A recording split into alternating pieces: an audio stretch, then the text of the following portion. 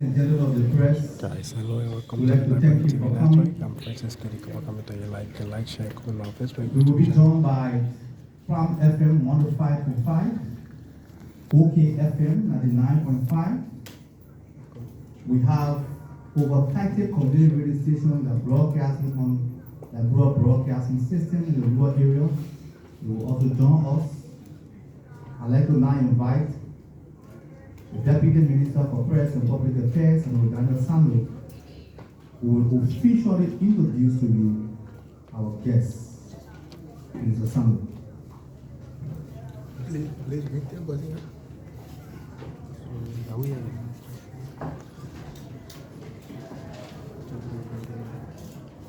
Good afternoon, members of the Liberian media,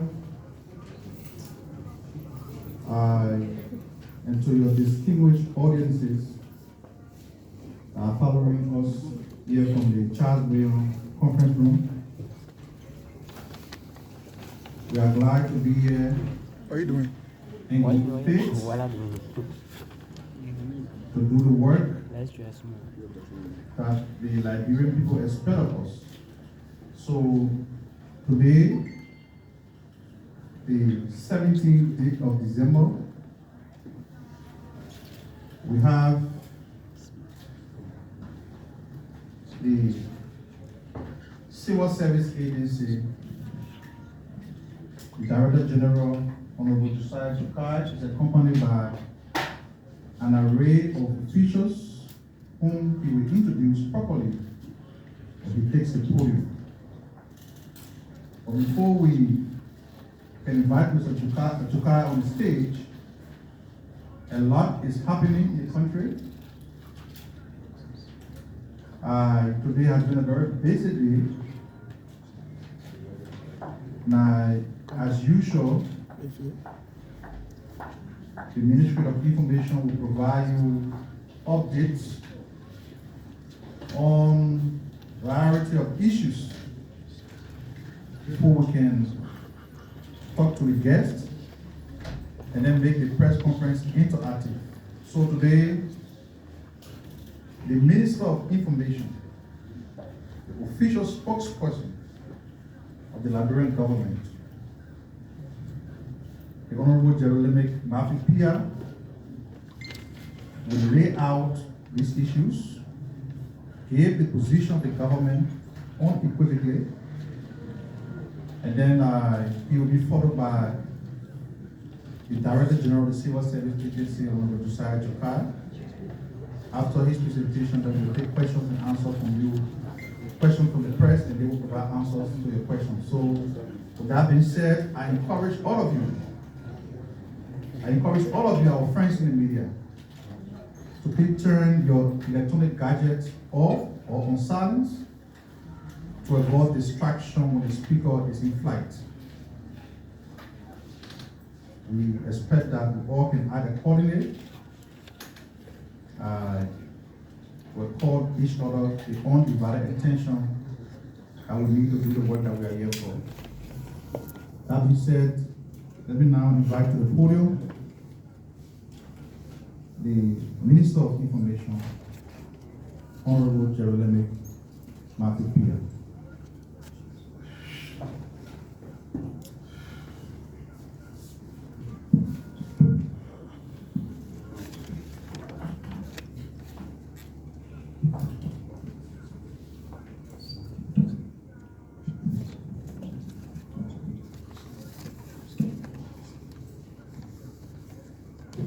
So thank you. Let me welcome all of you here, Rika. For those of you who've been assigned here the entire year, I'm sure you see where we are headed. The dilapidated structure you inherited as Rika reporters is not what you see anymore. Work is still in progress, but we can assure you that it will be all fine.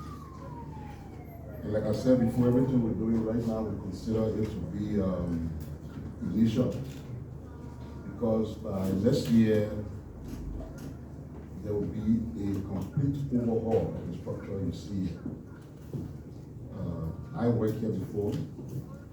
Since President Sadiq came to power in 2005, up to about 12 years, 6 years of President Leader, this building has been the same. In a little over almost a year, the process of transforming it has started. And by the time we reach the middle of next year, you will see the Ministry of Information that will look like a brand new structure just built. That was part of the commitment we made, and we are grateful that we were able to keep that commitment. I want to thank the entire team. You know, we launched a new series towards the end of the year, which is the year in review by different sector ministries and government agencies. And one man who doesn't shy away from the media and is always in a position to take the first step is the head of the CSA. And he was more than willing to say, I want to keep this series going. I want to come and tell the CSA story on what we've been able to do for an entire year. Of course, before he comes out, I'm going to tell a little story about what we've done at MICA since we spearheading this storytelling process of what we've been able to do in 1 year.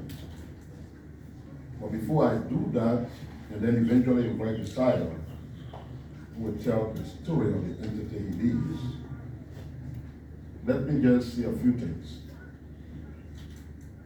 Of late, we've heard different concerns from different groupings in our country. Some have vowed that there will be protest. Some have used media platforms to openly call for the overthrow of the current government.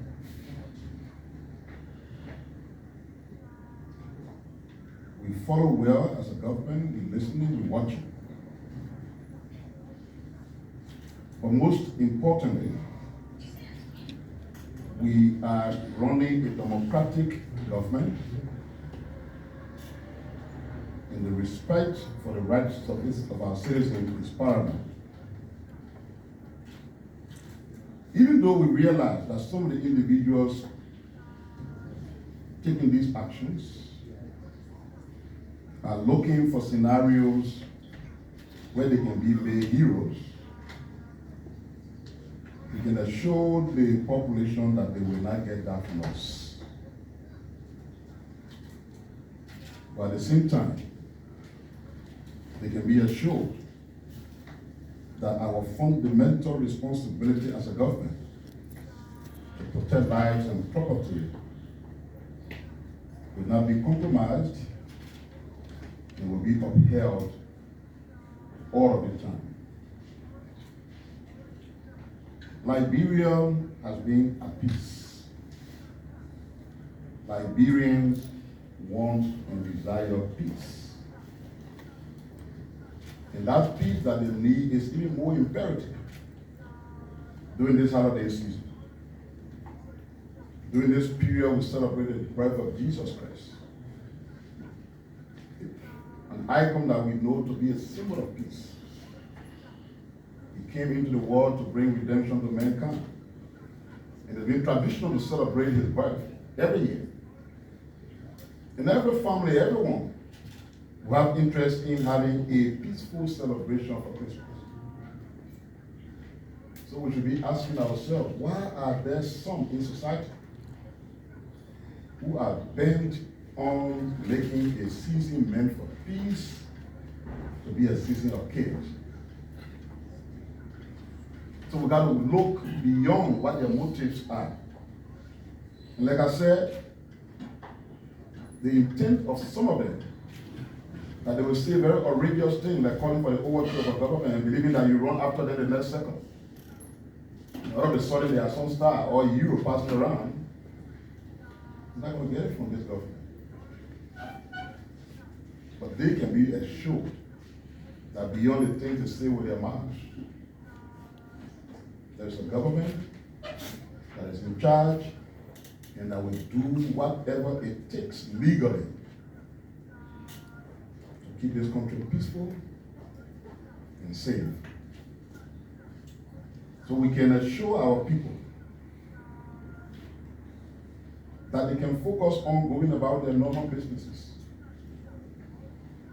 That the government they chose that is in charge of the country will ensure their safety and will protect their peace. The president was just in Nigeria attending the ECOWAS summit. He returned. He's very upbeat.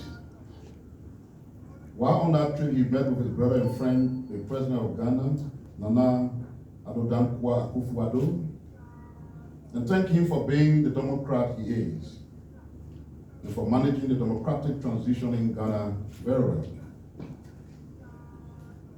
We want to re-emphasize that we are committed to peace, progress, development, and security. Beyond what you hear on all the different platforms, the fact that you're on the ground, open your eyes a little bit, drive around the city, see what's going on. 6 years ago, we were told that there would be no road problem in the country because some of our leaders were referred to as medicine in everything. They were bad road medicine, they were darkness medicine, they were everything. You see, all the rules around here are non-existent. The Ministry of Public Works leading the charge, massive road rehabilitation work is going all over the place. Mo Ali and the water and sewer taking water to the homes of people. Electricity has been expanded. I'm just told that yesterday or so, the massive planting of solar lights that have lighted all our cities have reached West Point. West Point is a place that has been lucky. I remember when I was press secretary to President Selly, and we started making intervention on the roads around Monrovia. West Point was one of the places that got paved road in the twinkle of an eye. When we started a small light today, big light tomorrow initiative, West Point was one of the first places that benefited. So our development initiative is not for a certain area. All of our citizens are entitled to development, and they will get it. So that is what the Walker administration is focused on, and not all the attempts to distract and undermine the peace of the country. President Selly was elected twice. She served her term. When she was leaving, she anointed her vice president. The Liberian people said, no, we want another person. They brought another leader. That leader had 6 years. He was given the space. He led until the people said, we don't want you again. So to see elements from those very quarters, not even having the stamina to hold on, less than a year, and are calling for the overthrow of a government, a democratically chosen government. It's massive provocation to say the least. But like I said from the beginning, we will not make them the heroes they want to be.